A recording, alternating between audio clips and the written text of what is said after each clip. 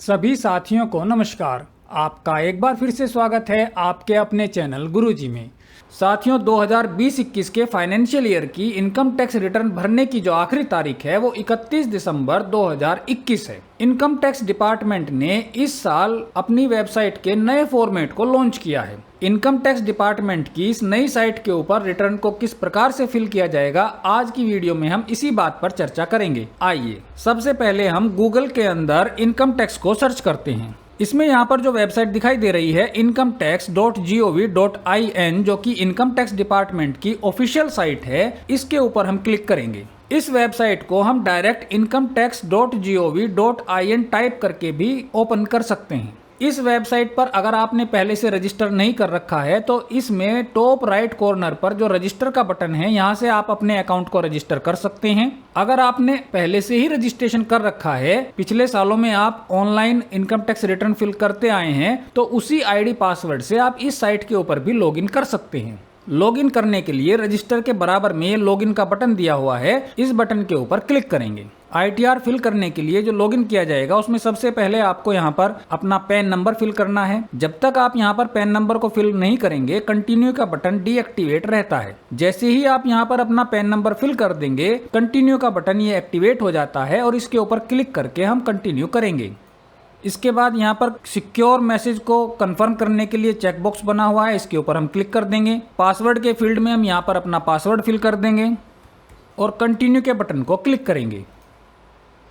Password को save करने का जो नोटिफिकेशन आता है, इसको बंद कर देंगे। ये आपके सामने आपके इनकम टैक्स डिपार्टमेंट का होम पेज खुल गया है। 2020-21 का जो फाइनेंशियल ईयर है, जो 31 मार्च 2021 को एंड हुआ है, जिसके लिए जो करंट ईयर 2021-22 चल रहा है, ये असेसमेंट ईयर है। इस फाइनेंशियल ईयर या 2021-22 के असेसमेंट ईयर की जो रिटर्न भरनी है, उसके लिए हम यहाँ फाइल नाउ का जो बटन बना हुआ है, इसके ऊपर क्लिक करेंगे। रिटर्न भरने के लिए सबसे पहले हमें असेसमेंट ईयर को सेलेक्ट करना है। यहाँ पर हम क्लिक करेंगे और 2021-22 करंट असेसमेंट ईयर को सेलेक्ट कर लेंगे। इसके बाद हम ऑनलाइन मोड को सेलेक्ट करेंगे और कंटिन्यू के बटन को प्रेस करेंगे। अगर हमने पहले से ही कोई इनकम टैक्स रिटर्न इसमें भर रखी है, इनकम्प्लीट है, तो वो यहाँ पर ड्राफ्ट के फॉर्म में आपको दिखाई देगी। लेकिन क्योंकि हम पहली बार ही इस रिटर्न को भर रहे हैं इस फाइनेंशियल ईयर के लिए, तो यहाँ पर कोई ड्राफ्ट सेव नहीं है और हम न्यू फाइलिंग को स्टार्ट यहाँ से करेंगे। न्यू फाइलिंग का यहाँ पर बटन बना हुआ है, इस बटन को हम प्रेस करेंगे। इसके बाद आपको 3 ऑप्शन मिलते हैं। आप इनकम टैक्स की जो रिटर्न है वो इंडिविजुअल कैपेसिटी में भर रहे हैं, या हिंदू अनडिवाइडेड फैमिली के लिए भर रहे हैं, या फिर अदर्स के लिए भर रहे हैं। अभी जो हम चर्चा करेंगे वो इंडिविजुअल के फॉर्म में। जो गवर्नमेंट एम्प्लॉइज हैं वो इंडिविजुअली अपनी सबको रिटर्न फिल करनी होती है, तो इंडिविजुअल की कैपेसिटी में हम इस रिटर्न को फिल कर रहे हैं। इंडिविजुअल को हम यहाँ पर सेलेक्ट करेंगे और कंटिन्यू के बटन को प्रेस करेंगे। इसके बाद हमें ITR फॉर्म की टाइप को सेलेक्ट करना है, जिसके लिए यहाँ पर क्लिक करेंगे तो ITR 1, 2, 3, 4 और 7 तक के ऑप्शन हैं। इसके अंदर 7 डिसेबल ऑप्शन है। इसमें से हम ITR 1 को सेलेक्ट कर लेंगे और प्रोसीड करेंगे ITR 1 के साथ। इस बटन के ऊपर क्लिक करेंगे तो यहाँ पर ये 3 स्टेप दिखाता है कि 3 स्टेप में आपको अपनी रिटर्न को फाइल करना है। सबसे पहले स्टेप में आपको अपनी जो डिटेल्स हैं उनको वैलिडेट करना है। दूसरे स्टेप में आपको उसे कंफर्म करना है और तीसरे स्टेप में आपको सबमिट करना है। लेट्स गेट स्टार्टेड का यहाँ पर बटन दिया हुआ है, जिससे हम आगे प्रोसीड करेंगे। अब यहाँ पर ये पूछ रहा है कि आपको इनकम टैक्स रिटर्न फाइल क्यों करनी है, क्यों आप इसको फिल कर रहे हैं। तो इसके लिए 3 ऑप्शन दिए गए हैं, जिसमें पहला ऑप्शन है कि taxable income is more than basic exemption limit. जो बेसिक एग्जम्पशन लिमिट है वो 2,50,000 की है, यानी कि 2,50,000 तक कोई टैक्स नहीं लगता है। अगर किसी व्यक्ति की इनकम 2,50,000 से कम है तो उसको इनकम टैक्स रिटर्न को फाइल करने की कोई आवश्यकता नहीं है। लेकिन अगर उससे ज़्यादा है तो उसको इनकम टैक्स रिटर्न को फाइल करना है। तो हम यहाँ पर इस ऑप्शन को सेलेक्ट कर लेंगे कि हमारी जो टैक्सेबल इनकम है वो बेसिक एग्जम्पशन लिमिट से ज़्यादा है। इसको सेलेक्ट करने के बाद हम यहाँ पर कंटिन्यू के बटन को प्रेस करेंगे। इसमें बोल रहा है कि आप इसको अच्छी तरह से पढ़ लें और कंफर्म करें कि सारी डिटेल ठीक से भरी गई हैं। इसको यहाँ पर हम ओके कर देंगे। इनकम टैक्स रिटर्न में जो डिटेल्स हैं वो 5 हिस्सों में डिवाइड की गई हैं।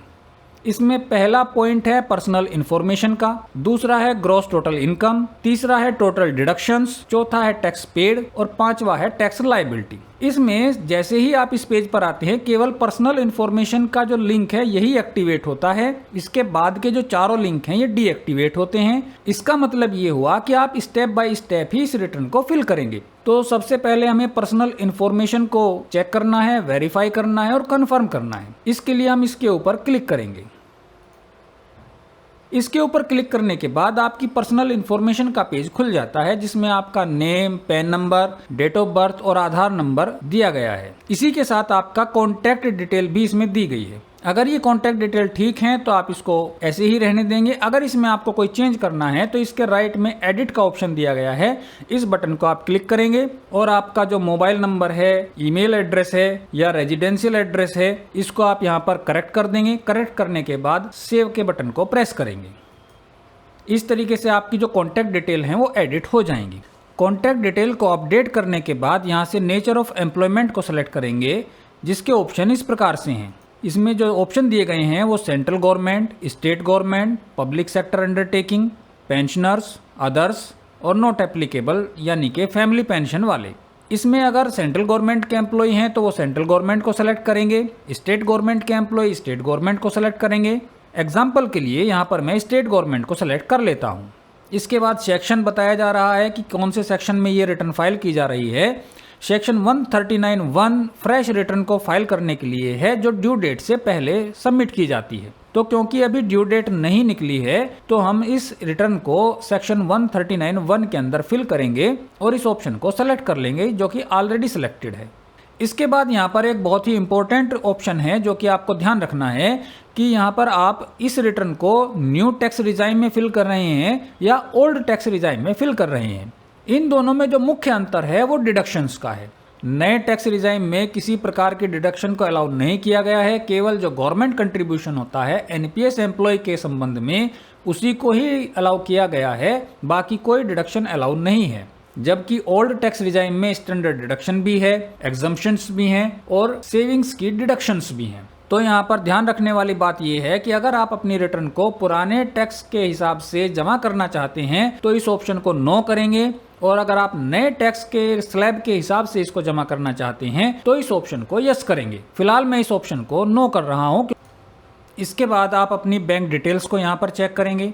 यहाँ पर जो आपके ऑलरेडी एडिड बैंक अकाउंट होते हैं वो यहाँ पर दिए जाते हैं। अगर आपने बैंक अकाउंट को ऐड नहीं कर रखा है तो यहाँ ऐड अनदर का बटन है, इससे आप बैंक अकाउंट को ऐड कर सकते हैं। जो बैंक अकाउंट आप यहाँ पर ऐड करेंगे उनमें से किसी एक बैंक अकाउंट को आपको रिफंड के लिए भी सेलेक्ट करना होगा। इसके लिए यहाँ पर ये बटन दिया गया है जो ब्लू कलर में फिलहाल दिखाई दे रहा है।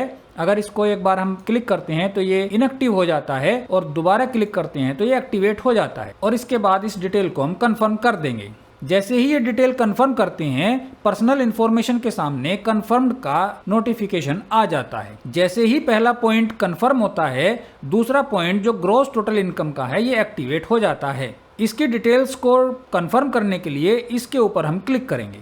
जैसे ही क्लिक करते हैं तो सैलरी से एग्जम्पशंस के बारे में आपसे कंफर्मेशन लेता है। इनमें आपको यस नो के जो ऑप्शन हैं वो सेलेक्ट करने हैं, जहां पर जो पॉइंट दिए गए हैं वो इस प्रकार से हैं कि अगर आपने टूर या ट्रांसफर पर कोई एग्जम्पशन लेना है तो उसके लिए आपको यस करना है, और एग्जम्पशन नहीं लेना है तो इसको नो करना है। अगर आपको कोई स्पेशल कंपनसेटरी अलाउंस या चिल्ड्रन एजुकेशन अलाउंस की छूट लेनी है या हॉस्टल अलाउंस की एग्जम्पशन लेनी है तो इसको यस करना है, अदरवाइज इसको नो करना है।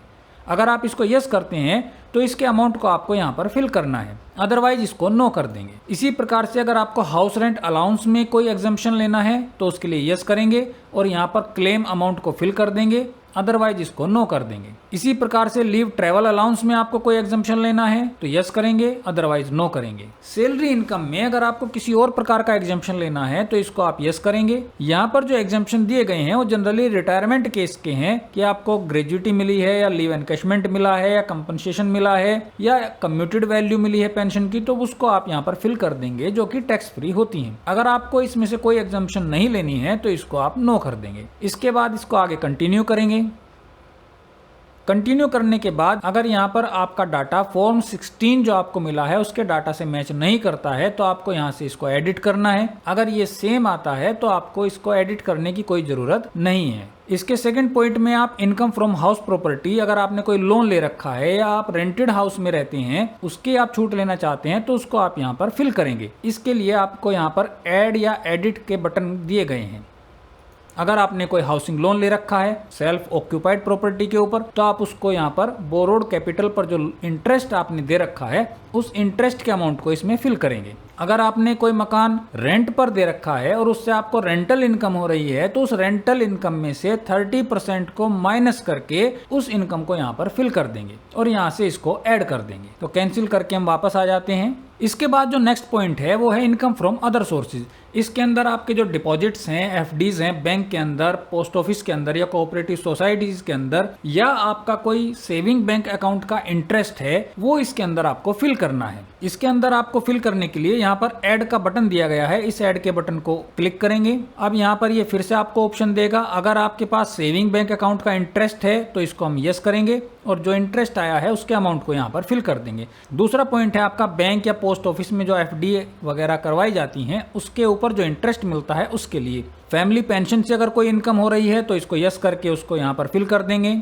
अगर कोई इनकम टैक्स रिफंड आपको मिला है तो उसको यस करके इसमें फिल कर देंगे। अगर कोई इसके अलावा भी आपको इनकम हुई है तो उसको यस करेंगे और यहाँ पर फिल कर देंगे। उसके डिस्क्रिप्शन को हम यहाँ लिख देंगे कि किस चीज़ की ये इनकम हुई है। अगर कोई डिविडेंड की इनकम हुई है तो उसको हम यस करेंगे और यहाँ पर हम उसको फिल कर देंगे। अगर कोई डिविडेंड इनकम नहीं है तो इसको हम नो कर देंगे। इसके बाद आगे कंटिन्यू करेंगे। अगर इसमें आपको कोई चेंज नहीं करना है तो बैक आ जाएंगे। इसके बाद यहाँ पर ये आपको ग्रॉस टोटल इनकम शो करेगा। ग्रॉस टोटल इनकम में से जो एग्जम्प्टेड इनकम है उसकी डिटेल को इसके नीचे फिल किया जाएगा। एग्जम्पशंस को ऐड करने के लिए यहाँ पर ऐड डिटेल्स को हम क्लिक करेंगे। अब हमारा एग्जम्पशंस किस प्रकार का लेना चाहते हैं उसकी जो डिटेल्स है वो यहाँ पर दी गई है कि हम एग्रीकल्चर इनकम का है या किसी और रीजन का है। जो सारे रीजन्स इसमें दे रखे हैं, ट्रैवलिंग अलाउंस का है, चिल्ड्रन एजुकेशन अलाउंस का है, इनमें से जो भी रेलिवेंट हमारा रीजन है उसको हम यहाँ पर सेलेक्ट करेंगे और उसके अमाउंट को यहाँ पर फिल करके ऐड कर देंगे। इसके बाद लास्ट में आकर के हम यहाँ पर कंफर्म के बटन को प्रेस करेंगे। जैसे ही हम इसको कंफर्म करते हैं ऐसे ही हमारा जो दूसरा पॉइंट है ग्रॉस टोटल इनकम का, ये कंफर्म हो जाता है और इसके कंफर्म होने के बाद जो टोटल डिडक्शन का फील्ड है ये ओपन हो जाता है। डिडक्शंस को फिल करने के लिए इसके ऊपर क्लिक करेंगे। इसमें जो सबसे पहले दिया गया है वो डोनेशंस का है। अगर आपने कोई डोनेशन पेड किया है और उसका डिडक्शन चाहते हैं तो इसको यस करेंगे। यहाँ पर इसके लिए 80G जो फॉर्मेट है उसको फिल करना होगा। अगर आप डिडक्शन के किसी अमाउंट का क्लेम नहीं करते हैं तो इसको नो कर देंगे। इसी प्रकार से अगर आपने साइंटिफिक रिसर्च के लिए कोई डोनेशन दिया है तो यस कर देंगे। अगर आप सेक्शन 80GG में कोई डिडक्शन चाहते हैं तो इसको यस करेंगे और उसके अमाउंट को यहाँ पर फिल करेंगे। सेक्शन 80C में आपको कोई डिडक्शन लेनी है तो यस करेंगे, उसके अमाउंट को यहाँ पर फिल करेंगे। 80C के अंदर सेविंग करने की जो लिमिट है वो 1,50,000 रुपए की, तो मैक्सिमम आप इसके अंदर 1,50,000 की डिडक्शन ही ले सकते हैं। अगर आप NPS के अंदर कवर्ड एम्प्लॉय हैं तो आप 80CCD2 में जो एम्प्लॉयर का कंट्रीब्यूशन होता है उसकी डिडक्शन ले सकते हैं। उसके लिए आपको यहाँ पर यस करना है और उसके अमाउंट को फिल करना है। अगर आप NPS के एम्प्लॉय नहीं है तो इसको आपको नो करना है। सेक्शन 80D जो कि मेडिकल एक्सपेंडिचर से रिलेटेड है, इसकी अगर आपको कोई छूट लेनी है तो आप इसको यस करेंगे। इसके लिए आपको शेड्यूल 80D को फिल करना होगा। हायर एजुकेशन के लिए जो लोन लिया जाता है उसके इंटरेस्ट की जो छूट है वो सेक्शन 80E में मिलती है। अगर आपको ये डिडक्शन लेना है तो इसको यस करेंगे और इसमें जो इंटरेस्ट पेड किया गया है हायर एजुकेशन लोन के ऊपर उसके अमाउंट को यहाँ पर फिल कर देंगे। इसके अलावा किसी प्रकार का डिडक्शन है तो उसके लिए यस करेंगे। यहाँ से हम डिडक्शन की टाइप को सेलेक्ट करेंगे। इसके अंदर जो आप डिडक्शंस क्लेम कर सकते हैं वो इस प्रकार से हैं, या आपने पेंशन फंड में कोई इन्वेस्टमेंट कर रखा है, या आपका कंट्रीब्यूशन है पेंशन स्कीम के अंदर, या फिर आपके ऊपर कोई डिसेबल डिपेंडेंट है, या फिर स्पेसिफाइड डिजीज का मेडिकल ट्रीटमेंट का है। रेजिडेंशियल हाउस प्रॉपर्टी के लोन के इंटरेस्ट के लिए एक स्पेशल प्रोविजन है सेक्शन 80EE में जिसकी लिमिट 50,000 की है, उसको आप यहाँ पर क्लेम कर सकते हैं। एक सर्टेन टाइप की जो कंडीशंस हैं उसके अंदर आपने जो हाउस प्रॉपर्टी परचेज की है उसके लिए आप 80EEA के अंदर डिडक्शंस को क्लेम कर सकते हैं। इलेक्ट्रिक व्हीकल आपने परचेज किया है तो उसकी डिडक्शन को आप 80EEB के अंदर क्लेम कर सकते हैं। पॉलिटिकल पार्टी को अगर कोई डोनेशन दिया है तो 80GGC के अंदर क्लेम कर सकते हैं। सेविंग बैंक अकाउंट के इंटरेस्ट को आप 80TTA के अंदर क्लेम करेंगे जिसकी लिमिट 10,000 रुपए की है, यानी कि सेविंग बैंक अकाउंट का जो इंटरेस्ट है वो आपको यहाँ पर ग्रॉस सैलरी एंट्री में ऐड भी करना है और 80 TTA के अंदर उसकी छूट भी लेनी है। अगर सेविंग बैंक अकाउंट का इंटरेस्ट 10,000 रुपए से ज्यादा है तो 10,000 से इन एडिशन जितना अमाउंट होता है उसके ऊपर आपको टैक्स पे करना होगा। अगर रिटर्न फाइल करने वाला सीनियर सिटीजन है तो वो 80 TTB के अंदर अपनी छूट को क्लेम करेंगे। जो पर्सन्स डिसेबिलिटी वाले हैं उनको 80U के अंदर 75,000 या 1,25,000 की छूट मिलती है, उसको आप यहाँ पर क्लेम करेंगे। जो भी छूट आपको यहाँ पर क्लेम करनी है उसके लिए आपको इसे चेक करेंगे और इससे रेलिवेंट अमाउंट को यहाँ पर फिल कर देंगे। अगर आपको ऐसी कोई डिडक्शन नहीं लेनी है तो सिंपली इसको नो कर देंगे और आगे कंटिन्यू करेंगे। कंटिन्यू करने के बाद जो रेलिवेंट फॉर्म आपको फिल करने होते हैं वो आपके सामने आ जाते हैं। अगर आपको इनमें से कोई भी छूट लेनी है तो आप रेलिवेंट फॉर्म को ओपन करेंगे और उसके अमाउंट को फिल करके ऐड कर लेंगे। ये सारे अमाउंट ऐड करने के बाद आपकी जो टोटल डिडक्शन है वो यहाँ पर शो हो जाएगी। टोटल डिडक्शन भर देने के बाद आप इसको कंफर्म करेंगे। जैसे ही आप कंफर्म के बटन को प्रेस करेंगे तो टोटल डिडक्शंस का जो पॉइंट है इसके सामने कंफर्म्ड लिखा हुआ आने लगेगा और टैक्स पेड का जो पॉइंट है ये एक्टिवेट हो जाएगा। इसकी कैलकुलेशन चेक करने के लिए आप इसके ऊपर क्लिक करेंगे। इसमें आपने जितने भी टैक्स पेड कर रखे हैं या आपका सैलरी से TDS डिडक्ट हुआ है वो यहाँ पर शो करेंगे। अगर इसकी डिटेल फॉर्म 16 से मैच नहीं करती हैं तो इसकी डिटेल्स को आप ओपन करके इसको एडिट करेंगे। इसमें अगर किसी डिटेल को एडिट करना है तो यहाँ जो चेक बॉक्स दिया गया है इसको सेलेक्ट करेंगे, एडिट के बटन को प्रेस करेंगे और जो भी अमाउंट हमें चेंज करना है उसको यहाँ पर करेक्ट करेंगे। इसको सेव कर लेंगे। सेव करने के बाद यहाँ जो टोटल टैक्स पेड का अमाउंट है ये फॉर्म 16 से मैच करने के बाद हम इसको कंफर्म करेंगे। जैसे ही हम कंफर्म का बटन प्रेस करते हैं तो टैक्स पेड का जो पॉइंट है इसके ऊपर कंफर्म्ड लिखा हुआ आ जाता है। इसके बाद लास्ट पॉइंट है टोटल टैक्स लायबिलिटी, इसको हम ओपन करेंगे। इसमें आपकी जो कैलकुलेशन है वो सारी आ जाती है। ग्रॉस टोटल इनकम आपकी कितनी है, कितना आपका टैक्स बनता है। अगर सेक्शन 89 के अंदर आपको कोई टैक्स रिलीफ लेनी है तो इसके लिए आपको फॉर्म 10E भरना होगा। इस रिटर्न को सबमिट करने से पहले आपको फॉर्म 10E को फिल करके सबमिट करना होगा, तभी आप सेक्शन 89 के अंदर इनकम टैक्स की रिलीफ को ले सकते हैं। इसके बाद हम इसको कंफर्म कर देंगे। इस प्रकार से ये जो 5 पॉइंट हैं ये पांचों पॉइंट को एक एक करके हम कंफर्म करेंगे। पांचों पॉइंट को कंफर्म करने के बाद हम यहाँ से प्रोसीड करेंगे। रिटर्न का प्रीव्यू देखने के लिए यहाँ पर अब प्रीव्यू रिटर्न का बटन दिया गया है, इसको हम प्रेस करेंगे। इसमें वेरिफिकेशन के लिए जो चेकबॉक्स लगा हुआ है इस चेकबॉक्स को हम क्लिक करेंगे और प्रोसीड टू प्रीव्यू के बटन को प्रेस करेंगे। इस प्रकार से ये आपकी जो रिटर्न का फॉर्म है ITR 1 ये पूरा फिल होकर के आपके सामने आ जाएगा। इसको हम अच्छी तरह से चेक कर लेंगे। चेक करने के बाद इसे हम वैलिडेशन के लिए प्रोसीड करेंगे। अगर रिटर्न की सारी एंट्रीज एकदम ठीक हैं तो वैलिडेशन सक्सेसफुल का यहाँ पर मैसेज आता है। इसके बाद हम वेरिफिकेशन के लिए प्रोसीड कर सकते हैं।